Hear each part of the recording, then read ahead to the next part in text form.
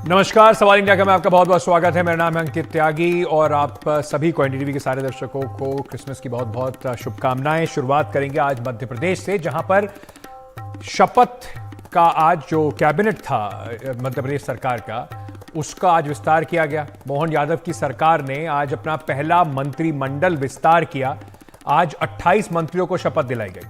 इसमें से 18 कैबिनेट मंत्री, 4 राज्य मंत्री, 6 राज्य मंत्री स्वतंत्र प्रभार बने हैं। सबसे पहले कैलाश विजयवर्गीय, प्रहलाद सिंह पटेल, राकेश सिंह, करण सिंह वर्मा और उदय प्रताप सिंह ने कैबिनेट मंत्री के तौर पर शपथ ली। वहां राज्यपाल गंगूबाई पटेल ने उन्हें शपथ दिलाई।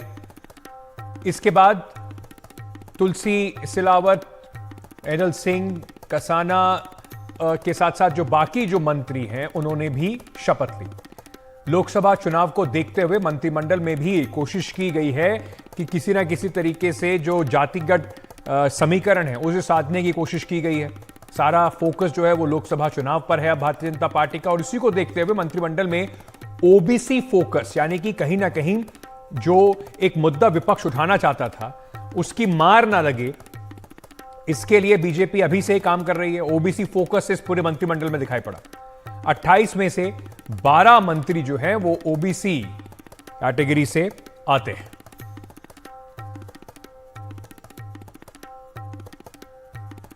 तो कौन कौन मंत्री बने हैं मध्य प्रदेश में, किस किस की लॉटरी लगी है, जरा ये आपको बता देते हैं। मोहन सिंह सरकार जो है उसका किस तरीके से विस्तार हुआ है। कैबिनेट मंत्री के तौर पर प्रद्युमन तोमर, तुलसी सिलावट, विजय शाह, ईदल सिंह कसाना, राकेश सिंह, प्रहलाद पटेल, नारायण कुशवाहा, कैलाश विजयवर्गीय, करण सिंह वर्मा, संपथिया उइके, उदय प्रताप सिंह, निर्मला भूरिया, विश्वास सारंग, गोविंद सिंह राजपूत, ईश्वर सिंह परमार, नागर सिंह चौहान, वैद्य कश्यप, उनके साथ साथ राकेश शुक्ला जो हैं, इनको कैबिनेट मंत्री के तौर पर शपथ दिलाई गई है।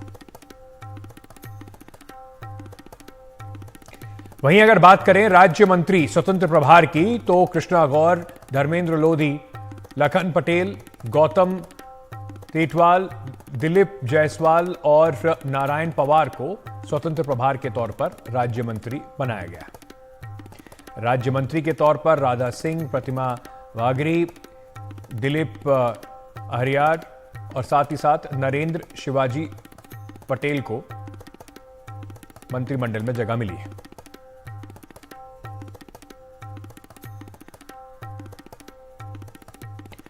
इस मंत्रिमंडल विस्तार की कुछ और खास बातें हैं।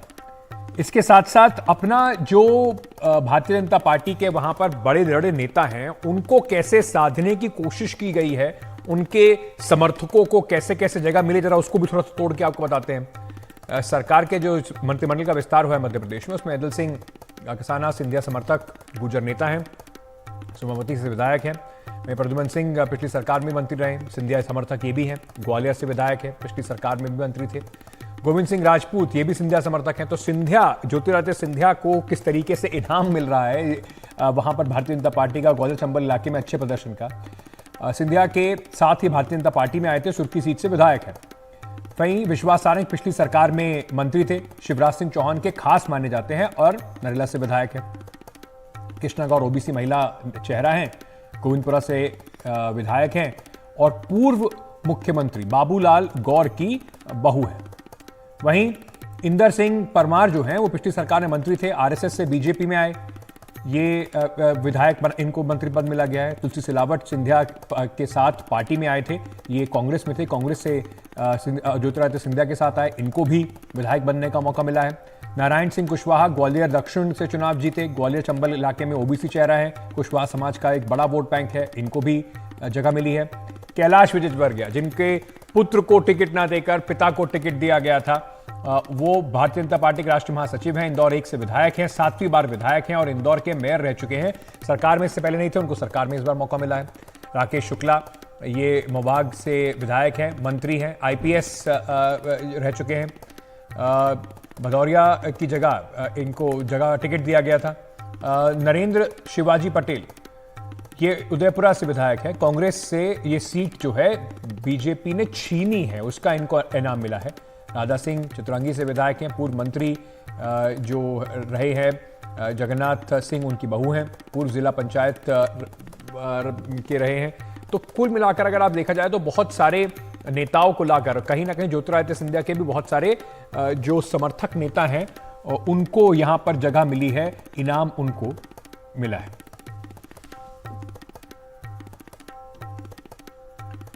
मध्य प्रदेश के विस्तार से आपको बताया कि शपथ ग्रहण समारोह में आज क्या क्या हुआ। जरा आप आगे बढ़ते हैं और राजनीति की बातें करते हैं और साथ ही साथ डीएमके के नेता उदयनिधि मारन के एक पुराने वीडियो को जिस तरीके से काट-छांट कर अब प्रस्तुत किया गया, उससे एक बड़ा विवाद खड़ा हो गया है। तमिलनाडु में हिंदी को लेकर जो खींचतान है उसको अगर देखा जाए तो दयानिधि मारन का जो वीडियो था, पूर्व मंत्री हैं दयानिधि मारन, केंद्र सरकार में यूपी की सरकार में मंत्री रहे, उनका एक बयान था जो पुराना बयान है, उस बयान को अभी तूल दिया गया। तमिलनाडु में हिंदी को लेकर खींचतान के बीच में इस वीडियो को दयानिधि मारन के हिंदी और अंग्रेजी सीखने वालों की नौकरी की संभावनाओं पर बात करते हुए ये सुनाई दे रहे हैं। इसी संदर्भ में उन्होंने ये कहा कि बिहार के जो लोग हैं वो सिर्फ हिंदी सीखते हैं और वो तमिलनाडु में जो घर बनाते हैं और टॉयलेट साफ करने का काम करते हैं। आपको बता दें कि ये एक पुराना वीडियो है, 3 साल पुराना इस वीडियो को बताया जा रहा है, लेकिन इसे ट्वीट जो करा है वो भारतीय जनता पार्टी के प्रवक्ता आईटी सेल के प्रमुख अमित मालवीय, जो पहले भी इस तरीके के कई सारे विवादास्पद ट्वीट करके खबरों में बने रहे हैं। उन्होंने ट्वीट करते हुए इस वीडियो को ट्वीट किया और कहा कि इंडिया गठबंधन के नेता और डीएमके के सांसद दयानिधि मारन जो हैं ये कह रहे हैं कि यूपी और बिहार के लोग हिंदी बोलने वाले लोग तमिलनाडु में आकर टॉयलेट साफ करते हैं। राहुल गांधी और नीतीश कुमार स्पष्टीकरण दें कि क्या कांग्रेस और जेडीयू आधिकारिक तौर पर ऐसा ही मानती है। तो यानी कि पुराने एक वीडियो को उठाकर अमित मालवीय ने इंडिया गठबंधन के ऊपर हमला करने की कोशिश की है। इसके ऊपर राजनीति भी जबरदस्त इस वक्त हो रही है। तो जरा इस पे क्या क्या बयान आ रहे हैं आपको पहले वो सुनवाते हैं। படிச்சிட்டு நல்ல ஆங்கிலம் தெரிந்த காரணம்லாம் நீங்க ஐடி கம்பெனியில் கை நிறைய சம்பளம் வாங்குறாங்க. இல்லாட்டி பாருங்க ஹிந்தின்னாங்களே உங்களுக்கு நல்லா தெரியும். இன்னைக்கு பில்டிங் கட்டுறது யாருங்க? இன்னைக்கு பாருங்க எல்லா வேலையும் வந்து யூபியில ஹிந்தி மட்டும் படிக்கிறவன் தான், பீகார்ல ஹிந்தி மட்டும் படிக்கிறவன் இங்க வந்து தமிழை கத்துக்கிட்டு இன்னைக்கு நம்ம வீடு கட்டி தரான், சாலையை பெருக்கிறான், கக்கூஸ் கழுவுறான். இதாங்க हिंदी படிச்சாங்க। इंडिया गठबंधन में जहां एक और सीटों को लेकर माथापच्ची जारी है, वहीं दूसरी ओर उत्तर प्रदेश और बिहार में सक्रिय पार्टियां, वो चाहे समाजवादी पार्टी हो या जनता दल यूनाइटेड, राष्ट्रीय जनता दल या कांग्रेस पार्टी, इन सब के लिए अब तमिलनाडु की सत्तारूढ़ डीएमके के नेताओं का बयान सरदर्द बनता जा रहा है। पहले उदयनिधि स्टालिन के सनातन धर्म के बयान के कारण इन पार्टियों को काफी ज्यादा डिफेंसिव होना पड़ा और यहां तक कहना पड़ा कि इस बयान से उनका कोई लेना देना नहीं है और इन नेताओं को ऐसे बयान से बचना चाहिए।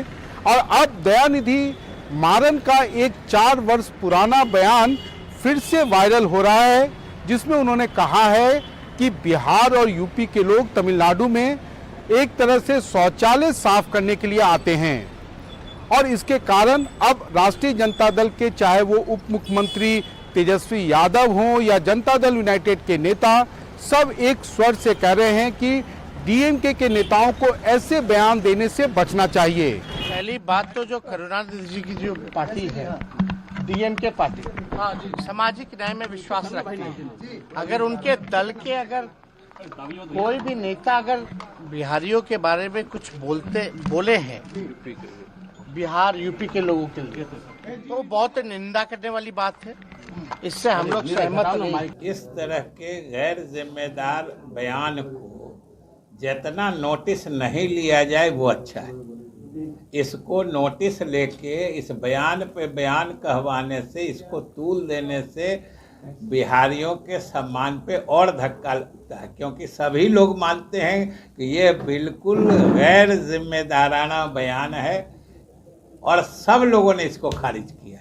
वहीं बीजेपी के नेता इस बयान को लेकर एक बार फिर इन दलों को घेरने में कोई कसर नहीं छोड़ रहे हैं। एक तरफ हमारे माननीय प्रधानमंत्री जी सबका सम्मान, सबका विकास की बात करते हैं और आज उत्तर भारत और दक्षिण भारत के बीज को बोना चाहता है लोग, यह नहीं होगा। इंडी गठबंधन के लोग जो गाली देते हैं वो बिहार में जो इंडी गठबंधन के लोग हैं उनको गाली देने का काम कर रहे हैं, हमको नहीं दे रहे। हम बिहारी तो परिश्रम के लिए जाने जाते, और देश और दुनिया में आप देख लीजिए, मजदूरी हम जरूर करते हैं, सम्मान के साथ करते हैं। और अब इंडिया गठबंधन के बिहार और यूपी के जो पार्टियां हैं उनका कहना है कि आने वाले दिनों में डीएमके ने अपने नेताओं को ऐसे बयानों से बचने के लिए नसीहत ना दी तो उनको सार्वजनिक रूप से यह स्टैंड लेना होगा कि डीएमके से उनका कोई लेना देना नहीं है। तो आपने देखा कि किस तरीके से इस बयान के जो पूरा मामला है ये इतना तूल पकड़ता जा रहा है और उसके बाद कितना इसके ऊपर यहाँ पर पूरा राजनीति इसके ऊपर हो रही है। आगे बढ़ते हैं और एक और दूसरी खबर की तरफ चलते हैं। ये खबर दिल्ली से आ रही है। ये एक थोड़ी चिंताजनक खबर है, ज़रूर है, क्योंकि यह एक छेड़छाड़ का मामला दिल्ली में सामने आया है, जो कि एक अस्पताल से मामला सामने आया है। दिल्ली के बुराड़ी में एक अस्पताल का मामला है जहां पर एक महिला कर्मचारी से छेड़छाड़ का मामला जो है वो सामने आया है। महिला का आरोप है कि उसे सेक्सुअल फेवर की मांग की जा रही थी। कुल 4 आरोपियों को गिरफ्तार किया गया है और ये 19 दिसंबर की घटना बताई जा रही है। अब इसको लेकर दिल्ली सरकार जो है उसने इसके ऊपर कड़ी कार्रवाई की बात भी कही है। क्या पूरा मामला है वो भी आपको बताएंगे, ढंग से जरा समझाएंगे। हमारे सहयोगी मुकेश हमारे साथ जुड़ेंगे और उससे पहले जरा आपको बताते हैं कि इस पर क्या क्या बयान है। हमें पता चला 19 तारीख को जो है उसकी एफआईआर दर्ज हुई थी, तो मुझे बड़ा दुर्भाग्यपूर्ण लगा कि उसके ऊपर अगर सख्त कार्रवाई पुलिस ने की होती तो आज सोशल मीडिया के ऊपर इतना आउटरीच ना होता। इसलिए मैंने मुख्य सचिव को सख्त आदेश दिए हैं कि आप इंश्योर कीजिए कि पुलिस इसके अंदर सख्त से सख्त कार्रवाई करे, नंबर 1। दूसरा, मुख्य सचिव को ही हमने कहा है कि हेल्थ सेक्रेटरी के अंडर एक कमेटी बनाई जाए जो 24 घंटे में जो है एक प्रिलिमिनरी रिपोर्ट दें कि क्या मामला है और 1 हफ्ते के अंदर कंप्लीट रिपोर्ट दें कि कौन लोग उसके दोषी हैं और उनको सख्त से सख्त जो सज़ा है उसकी सिफारिश की जाए। और अगर उसके अंदर उस प्राइवेट कंपनी का भी कुछ जो है गड़बड़ी है तो उस पर भी सख्त से सख्त कार्रवाई की जाए। चलेंगे हमारे सहयोगी मुकेश के पास, लेकिन उससे पहले मैं आपको बता दूं कि ये जो घटना है इसको लेकर अब जो भारतीय जनता पार्टी है वो कांग्रेस के ऊपर, आम आदमी पार्टी के ऊपर आरोप लगा रही है। अस्पताल जो हैं वो सौरभ भारद्वाज मंत्री हैं, शिक्षा मंत्री, हेल्थ मिनिस्टर हैं, उनके अंडर आते हैं और उसी को लेकर उनके ऊपर आरोप लगाया जा रहा है। लेकिन कुल मिलाकर अगर देखा जाए तो यहाँ पर ये बात साफ है कि इस तरह की जो घटना है वो बहुत ही गंभीर घटना है और इस पर कड़ी से कड़ी कार्रवाई जरूर होनी चाहिए।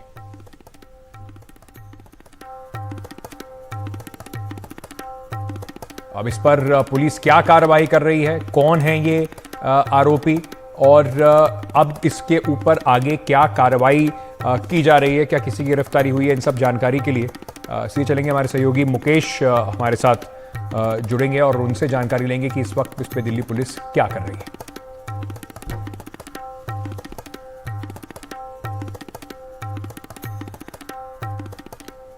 मुकेश हमारे साथ जुड़े हुए। मुकेश, ये जो घटना है इस पर क्या कार्रवाई अभी तक दिल्ली पुलिस ने की है?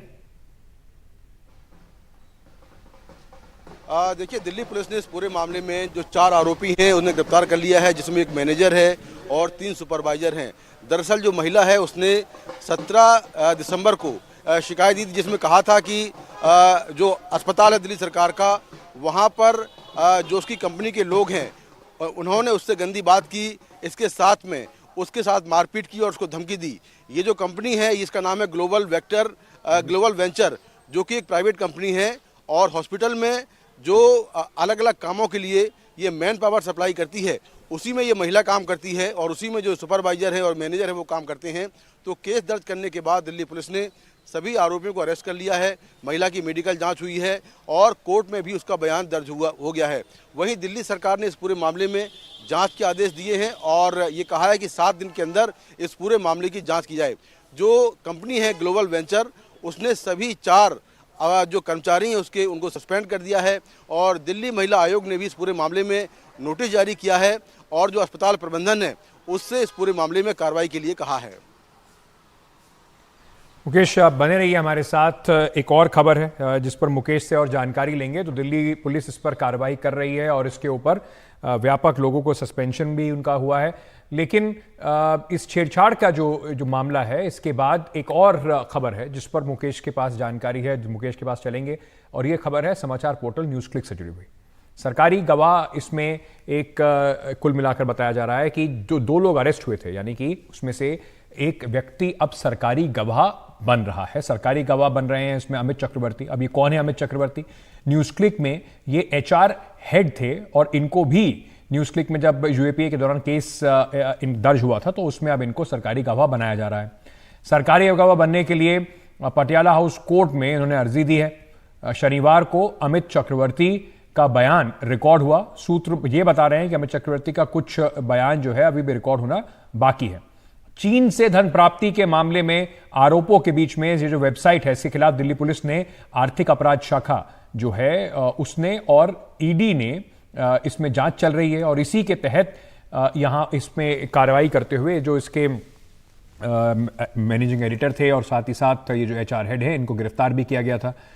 तो जबकि अब ये गवाह बन गए, सरकारी गवाह बनने की जो बात कही जा रही है, तो उस पर इसका असर क्या पड़ेगा? मुकेश से बात करते हैं। मुकेश, सरकारी गवाह बन गए हैं, उसका केस पर कितना असर पड़ेगा? क्योंकि कई मामलों में हमने देखा है कि सरकारी गवाह बन जाते हैं, कोर्ट में जब जाते हैं तो कुछ अलग बातचीत सामने निकल के आती है। तो इसका कितना दिल्ली पुलिस को उम्मीद है कि सरकारी गवाह बनने से उनका केस मजबूत होगा? देखिए, बहुत ज़्यादा असर पड़ने वाला है क्योंकि दिल्ली पुलिस का जो केस है वो अगर जो गवाह बन जाते हैं वो चक्रवर्ती, तो काफ़ी मजबूत हो जाएगा और वो प्रोसेस में है। वो एक अप्रूवर बनने वाले हैं क्योंकि उन्होंने दिल्ली की पटियाला हाउस कोर्ट में अर्जी दाखिल की है और ये कहा है कि वो इस केस में सरकारी गवाह बनना चाहते हैं। उनका जो कुछ बयान है वो शनिवार को दर्ज किया गया था, लेकिन उनका जो बाकी बचा बयान है वो अब आगे दर्ज किया जाएगा। अभी फिलहाल जो अमित चक्रवर्ती हैं वो जेल में हैं। दिल्ली पुलिस ने UAPA के तहत अमित चक्रवर्ती, जो कि न्यूज़ क्लिक के HR हेड हैं, और उनके संपादक जो हैं प्रवीर पुरकायस्थ, उन दोनों को अरेस्ट किया था। और एलिगेशन ये था कि जो न्यूज़ क्लिक में पैसा आ रहा है, जो फंडिंग आ रही है, वो चीन से आ रही है और चीन में कम्युनिस्ट पार्टी का जो नेता है नेविल राज सिंघम, वो ये सारा पैसा भेज रहा है और इसके बदले न्यूज़ क्लिक के जो संपादक हैं और जो इसमें कर्मचारी हैं वो देश में अलग अलग तरह के जो एजेंडे हैं, प्रोपोगंडा है, उसको फैला रहे हैं। और इस मामले में जो दिल्ली पुलिस है बहुत जल्दी ही गौतम नमलखा से पूछताछ करने वाली है, जो कि भीमा कोरेगांव हिंसा में आरोपी हैं। तो दिल्ली पुलिस की टीम मुंबई जाने वाली है, वहाँ उनसे पूछताछ करेगी। उन पर भी ये आरोप है कि वो भी न्यूज़ क्लिक में शेयर होल्डर हैं। तो इस पूरे मामले में सबसे बड़ी बात यह कि अगर HR हेड, जो कि इस मामले का मुख्य आरोपी है, अगर वही अप्रूवर बन जाएगा तो दिल्ली पुलिस का जो केस है वो काफ़ी मजबूत हो जाएगा और कोर्ट में दिल्ली पुलिस अपना जो दावा है वो काफ़ी मजबूती से रख पाएगी। तो जो अमित चक्रवर्ती हैं उनका जो स्टेटमेंट है वो शनिवार को कुछ रिकॉर्ड हुआ था, लेकिन उनका बाकी बचा हुआ स्टेटमेंट है वो अब अगले कुछ दिनों में रिकॉर्ड होगा। इसके बाद कोर्ट उन्हें सरकारी गवाह के तौर पर मंजूरी दे देगा। बहुत बहुत शुक्रिया मुकेश हमारे साथ जुड़ने के लिए। तो ये बड़ी खबर है। इस केस में दिल्ली पुलिस को इस उम्मीद ये जताई जा रही है कि और बल मिलेगा और किस तरीके से ये केस अब आगे कोर्ट में चलेगा, इसको देखना होगा।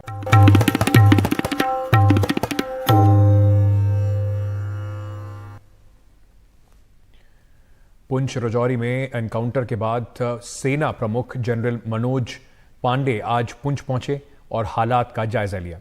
सेना के वरिष्ठ अधिकारियों ने उन्हें आतंकवादियों के खिलाफ चल रहे अभियान के बारे में जानकारी दी।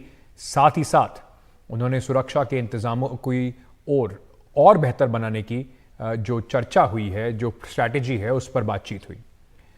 इस बीच 13 सेक्टर राष्ट्रीय राइफल्स के ब्रिगेड कमांडर समेत 3 अधिकारियों को औपचारिक जांच तक अटैच कर दिया गया है। फैसला सेना के एक काफिले पर आतंकवादी हमले के मामले में जो सवाल उठ रहे हैं उसको देखते हुए लिया गया है।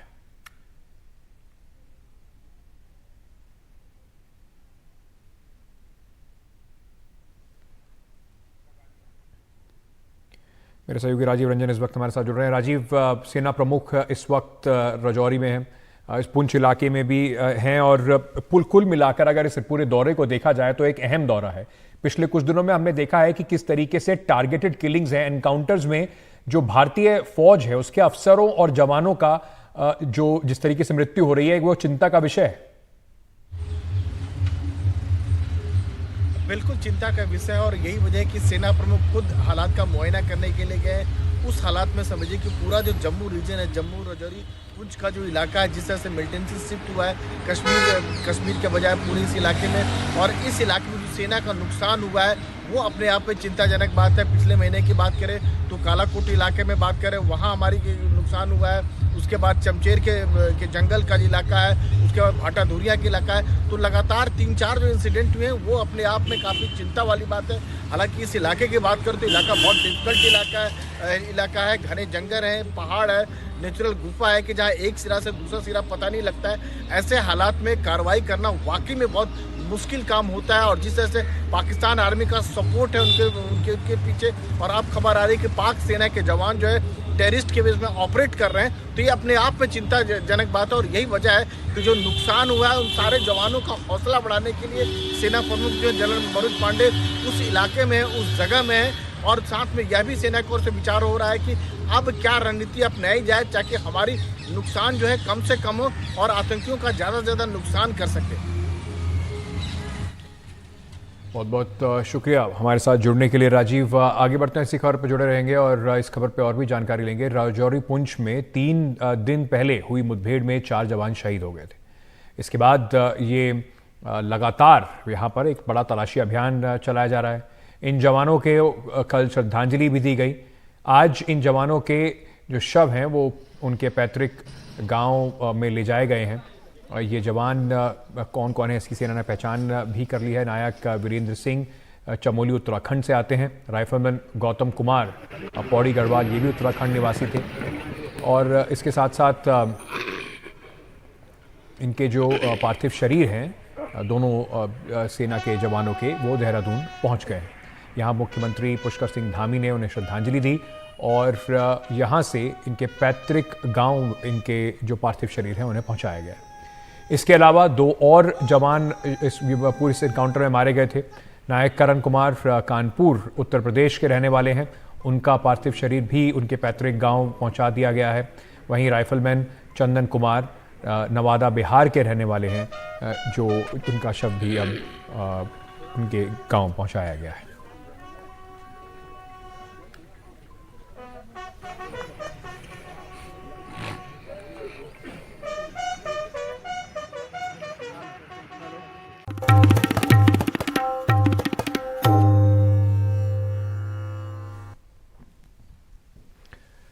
चलिए अब आपको खबर देते हैं फ्रांस में फंसे भारतीयों की। जो एक हवाई जहाज वेंट्री एयरपोर्ट पर रुका गया था उसमें अब क्या क्या नया डेवलपमेंट हुआ है वो आपको बताते हैं। फ्रांस में एक विमान जिसमें करीब 303 भारतीय यात्री थे, उसमें से 280 यात्रियों को आज मुंबई वापस भेजा जा रहा है। फ्रांस के एक जज ने सुनवाई के बाद 280 यात्रियों की भारत वापस लौटने को उन्हें इजाजत दे दी है।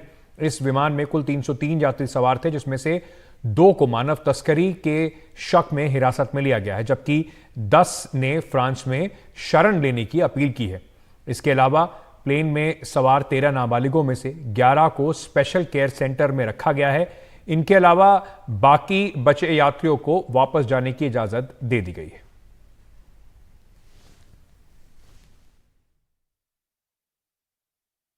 We've scheduled a departure for 10 a.m. tomorrow morning for Mumbai in India, with as much passengers as possible. Some of them have requested asylum in France, so obviously they won't leave for now, most probably.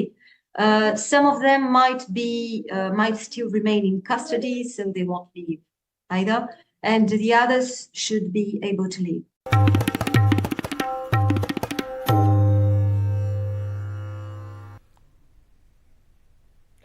देश भर में आज Christmas की रौनक है। आज प्रधानमंत्री नरेंद्र मोदी ने दिल्ली में एक क्रिसमस कार्यक्रम में समारोह में शामिल हुए। इस दौरान उन्होंने सभी को क्रिसमस की शुभकामनाएं दी और कहा कि हम सुनिश्चित कर रहे हैं कि विकास का फायदा हर किसी को पहुंचे और कोई भी इससे अछूता ना रहे। साथ ही उन्होंने 2047 तक विकसित भारत बनाने की अपने लक्ष्य को एक बार फिर दोहराया।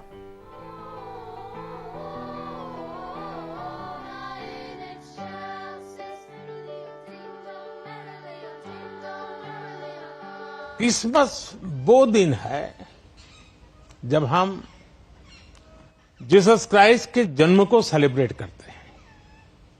ये उनकी लाइफ मैसेज और वैल्यूज को भी याद करने का अवसर है।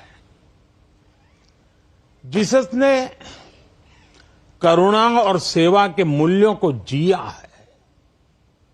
उन्होंने एक ऐसा समाज बनाने के लिए काम किया जिसमें सबके लिए न्याय हो और जो समाज समावेशी हो, इंक्लूसिव हो। हमारे देश की विकास यात्रा में यही मूल्य एक गाइडिंग लाइट की तरह हमें रास्ता दिखा रहे हैं।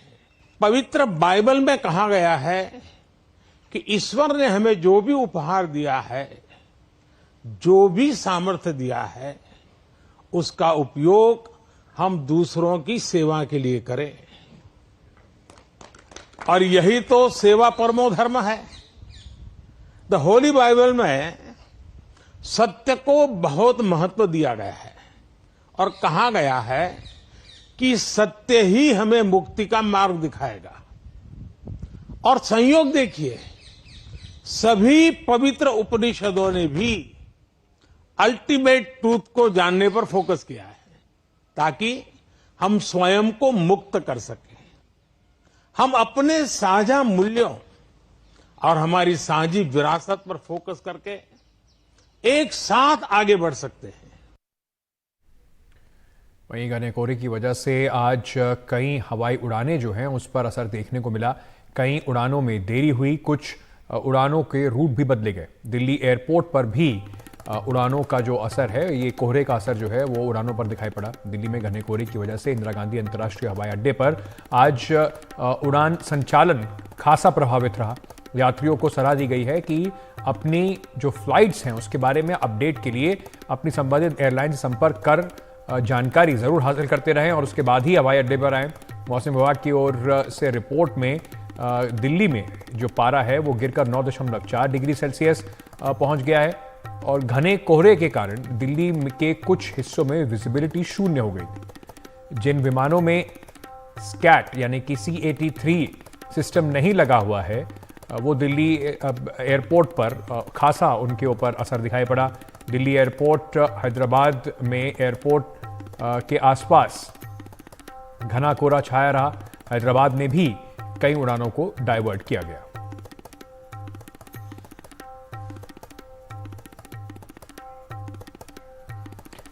क्रिसमस को मिला के लॉन्ग वीकेंड यानी कि शनिवार, इतवार और अब सोमवार को भी कई जगह पर छुट्टी है, उसको देखते हुए खासा रश जो है, बहुत सारे लोग छुट्टी मनाने के लिए ये पूरा अपने 3-4 दिन की छुट्टी को लेकर पहाड़ों की तरफ उन्होंने रुख करा और उसके कारण एक ज़बरदस्त भीड़ देखने को मिल रही है। अब ये खास जो मौका है नए साल तक, ये पूरा हफ्ता मान लीजिए, इसको लंबी वेकेशन लोग मान रहे हैं। ऐसे में लोग घूमने फिरने के लिए निकले हैं और ख़ास तौर से दिल्ली के आसपास के जितने भी हिल स्टेशंस हैं उसमें आलम इतना जो है वो देखने, अगर आप देखें तो वहाँ पर कई किलोमीटर लंबा जाम लगा हुआ है। लोग घंटों तक जाम में फंसे हुए हैं। गाड़ियों की लंबी कतारें आपको कई जगह पर देखने को मिल जाएगी। खास तौर से हिमाचल प्रदेश के शिमला और मनाली में क्रिसमस की पूर्व संध्या पर भारी संख्या में टूरिस्ट सड़कों पर ही फंसे रहे। अटल टनल तक जाने वाले नेशनल हाईवे पर कसौल और अगर आप देखें तो उसके आसपास के जारी के जो अलावा मनाली और वशिष्ठ चौक, आलू ग्राउंड से रेगड़ी और वहीं पर सोलांग नाला से अटल सुरंग के बीच में ट्रैफिक का बुरा हाल रहा है। तो मनाली अगर जाने की आप सोच भी रहे हैं तो मुझे लगता है कि फिलहाल तो वो आइडिया अपने दिमाग से निकाल ही देना चाहिए।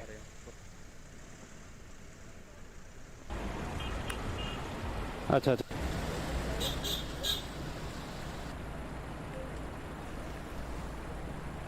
हमें अनुमान लगा रहे हैं कि ईयर एंड में लगभग 1 लाख के करीब गाड़ियों का आवागमन हमारे बैरियर से हो सकता है। लेकिन पहले ये है कि जो हमारे जो यहाँ पे ट्रैफिक की संचालन करने की बात है, रोड सेफ्टी की बात है और अन्य सुरक्षा की बात है, जिसमें बृहद कार्य योजना सभी को सही प्रकार से हम सुनिश्चित कराएंगे। जाने से पहले, क्योंकि आज क्रिसमस है और पूरी दुनिया में, देश में और दुनिया में बड़ी धूमधाम से मनाया जा रहा है, तो इस त्योहार की कुछ तस्वीरें ज़रा आपको ज़रूर दिखाते हैं। आज सुबह से ही गिरजाघरों में लोगों का प्रार्थना के लिए कई बड़ी संख्या में लोग वहां पहुंच रहे हैं।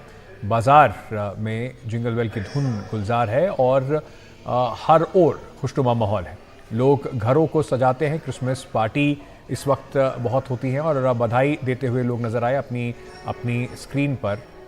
ये जो आप इस वक्त देख रहे हैं ये 6 शहरों की तस्वीरें हैं जहां पर क्रिसमस धूमधाम से मनाया जा रहा है। भुवनेश्वर, चेन्नई, रांची, पणजी, कोलकाता और सिलीगुड़ी की तस्वीरें इस वक्त अब आपकी स्क्रीन पर हैं।